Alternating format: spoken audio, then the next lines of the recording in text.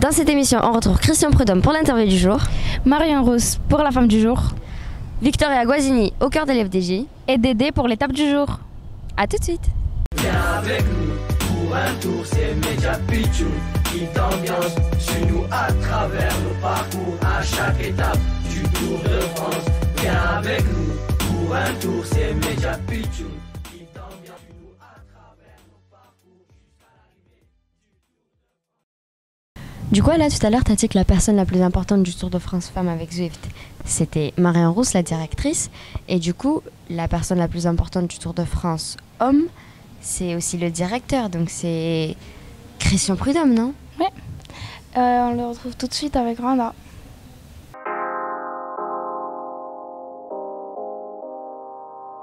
Bonjour Christian, comment tu vas? Regarde. Tu dis bonjour en regardant la caméra. On recommence. Tu dis bonjour en regardant la caméra et après tu te tournes vers moi. Bonjour Christian, comment tu vas? Très bien, merci beaucoup. Est-ce que tu te sens aussi bien chez toi ici sur le Tour femme que sur le Tour homme? Ah bah j'ai pas le même rôle. Je ne vois pas la même chose. Sur le Tour homme, je suis devant tout le temps. Là, je suis plus derrière. Je regarde comment ça marche, comment ça fonctionne.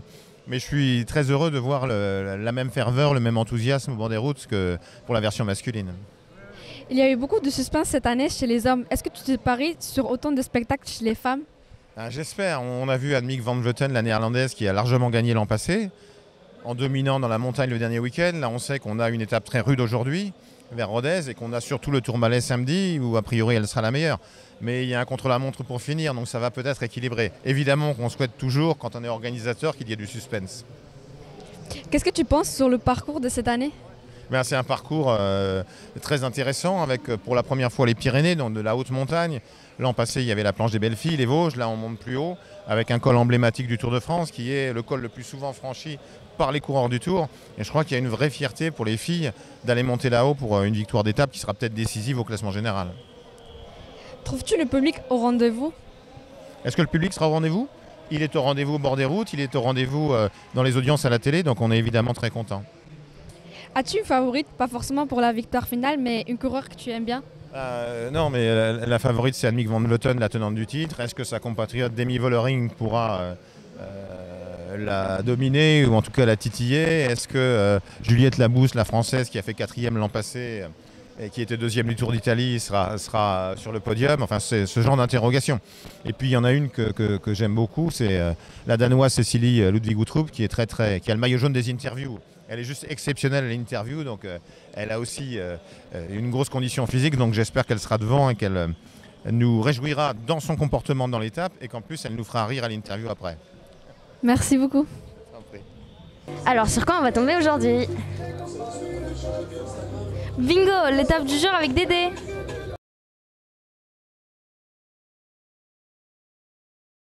Bonjour Dédé.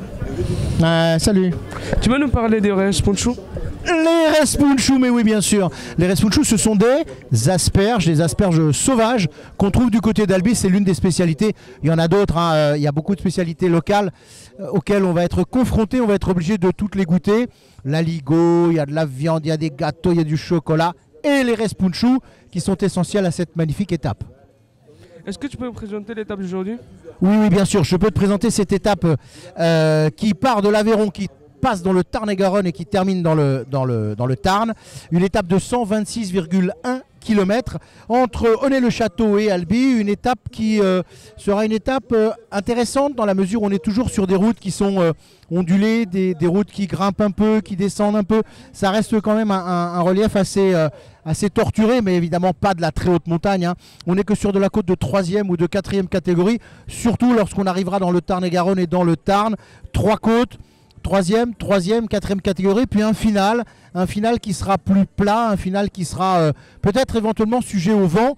Il y a quelques années, Thibaut Pinot s'était fait prendre en 2009 de mémoire. 2009, mais n'importe quoi, 2019 dans une bordure. Et attention, s'il y avait un petit peu de vent, ce qui arrive souvent lorsqu'on arrive du côté d'Albi, eh bien ma foi, on pourrait avoir des surprises à la fin de cette étape.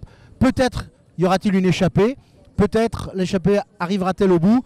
Affaire à suivre, on pourra débriefer de tout ça un peu plus tard. Merci. Merci à toi.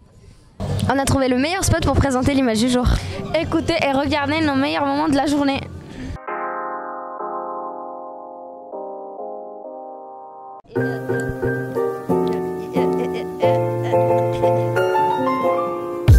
Devenir pour certains journalistes, et il me semble que toi, Lina, c'est le cas. Toi, tu veux devenir journaliste.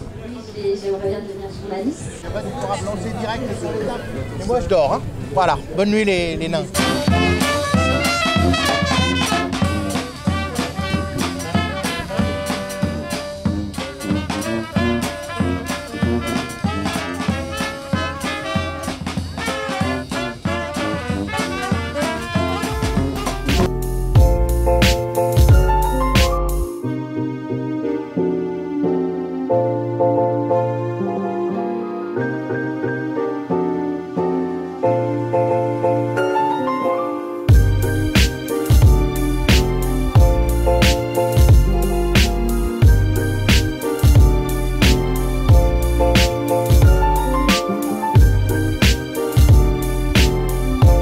Bon, à ce rythme-là, je vais dépasser Victoria Guazzini. Oh, laisse Victoria Guazzini tranquille et contente-toi de présenter l'émission.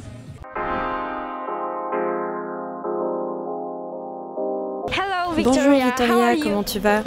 Je vais bien. Je suis un peu fatiguée, mais je vais bien. Ta spécialité, c'est le chrono. Est-ce que tu es contente avec le parcours de cette année sur le Tour de France? Oui, je trouve que c'est bien qu'il y ait aussi des chronos. Alors, c'est clair que ça va être dur parce que ce sera juste après l'étape de montagne du Tourmalet. Mais j'attends vraiment cette étape. Est-ce que tu vises un résultat particulier sur cette étape du chrono? Pour l'instant, avec mes jambes, c'est un peu compliqué, donc je vais juste essayer de faire tout ce que je peux. Je ne sais pas vraiment si ce sera suffisant pour avoir un résultat, mais ce qui est sûr, c'est que je vais me donner à 100%. L'Italie, c'est aussi un pays qui aime beaucoup le cyclisme. Est-ce que le soutien au bord des routes est le même? Eh bien, non, le Tour de France, ça reste quand même d'un autre niveau. Il y a beaucoup de public au bord des routes, mais oui, on aime beaucoup le vélo aussi en Italie. Quelle est ta course préférée et pourquoi? Eh bien, sûrement le Tour de France. Non, c'est vraiment spécial, très spécial. J'ai vraiment de très bons souvenirs de l'année dernière et j'espère que cette année, ce sera la même chose. Comment se passe le Tour de France de l'équipe jusqu'à présent? Eh bien, on a eu de bons jours. Hier, on n'avait pas de sprinteuse, malheureusement. Donc, on avait juste pour ambition de finir l'étape sans trop de problèmes.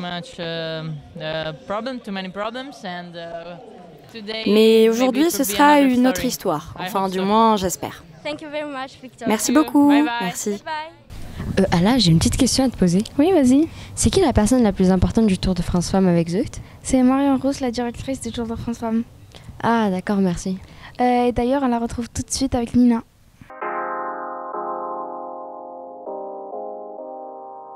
Bonjour Marion, comment vas-tu?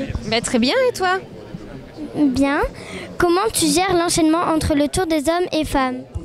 Écoute, c'est vrai que j'ai fait 3 semaines de Tour de France chez les hommes pour commenter pour France Télévisions. Et puis j'ai enchaîné tout de suite avec la direction de course pour le Tour de France Femmes avec Zwift. Écoute, c'est beaucoup de travail, mais ça reste ma passion. Donc je suis super contente d'avoir ces deux rôles très différents. Et puis voilà, on est déjà au 4e jour de course, ça passe vite. Est-ce que c'est difficile d'avoir autant de rôles? Alors difficile, oui et non, parce que ça parle de ma passion. Le cyclisme, ça a été toute ma vie, donc j'ai pas forcément l'impression d'être au travail quand je me trouve à répondre des questions devant toi, par exemple. Donc non, c'est super. Il y a un peu de fatigue, évidemment, mais voilà, je mesure la chance que j'ai aujourd'hui de pouvoir faire un métier passion. Qu'est-ce qui te plaît le plus dans ton rôle? Je pense d'avoir un rôle dans le développement du cyclisme féminin. Le cyclisme féminin, j'ai été moi-même cycliste professionnelle et je vois que ça a beaucoup évolué, qu'il n'y a plus grand-chose à voir avec mon époque. Donc je sais ô combien les cyclistes féminines le méritent et de pouvoir en parler au plus de médias possible, j'en suis très fière. Et puis de voir des petites filles comme toi derrière les barrières et se dire qu'on est là aussi pour donner des vocations, ça n'a pas de prix pour moi. C'est la 2e édition de la course. Quel bilan vous avez tiré du premier tour et sur quoi vous voulez vous améliorer cette année? Déjà, c'était une première réussite, hein, cette première édition l'année dernière. On savait que sportivement parlant, ça aurait de la cohérence et j'étais pas inquiète parce que je commande du cyclisme féminin tout au long de l'année. Donc, du beau spectacle, je savais qu'on allait en voir. En revanche, on ne savait pas si ça allait plaire, s'il allait avoir du monde au bord des routes, s'il allait avoir du monde derrière leur télé. Et force est de constater que ça a été une vraie réussite. Donc, on a vraiment voulu conserver les mêmes ingrédients qui ont fait la réussite de la première édition, en faisant que le Tour de France, que ce soit chez les hommes ou chez les femmes, soit une course à part, que ce soit une fête, qu'il y ait cette caisse de résonance qu'il y ait nulle part ailleurs, parce que la course est retransmise dans plus de 190 pays dans le monde pour 2h30 direct. Donc c'est du jamais vu, donc on a vraiment pris les mêmes bases qui ont fait cette réussite de cette première édition. Comment ont été pensées les étapes cette année ? Alors on a vraiment fait un parcours très équilibré parce qu'on est là pour aussi faire découvrir les championnes. Donc on a fait des profils assez différents. Il y a des étapes pour les baroudeuses, donc des filles qui vont pouvoir terminer en échappée. Il y a des étapes pour sprinteuses, étapes qu'on a vues hier par exemple. Des étapes pour puncheuses comme aujourd'hui, dites un peu typée classique.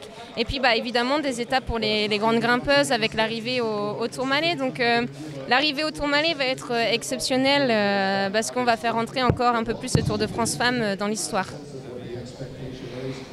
Est-ce qu'il y aura plus d'étapes de montagne dans les années à venir ? Alors on essaye de faire vraiment un parcours équilibré. Il y aura peut-être des éditions qui seront plus montagneuses les unes des autres. Mais il faut toujours trouver le juste milieu pour garder un suspense aussi jusqu'au bout. Donc il faut vraiment y aller pas à pas. Et pourquoi pas, on verra. Je pense que chaque année sera un peu différente, ouais, comme chez les hommes. Merci, au revoir. Au revoir. Ah là là, un peu de soleil, un peu de sud-ouest. C'est parfait pour finir cette émission. À demain pour la prochaine émission.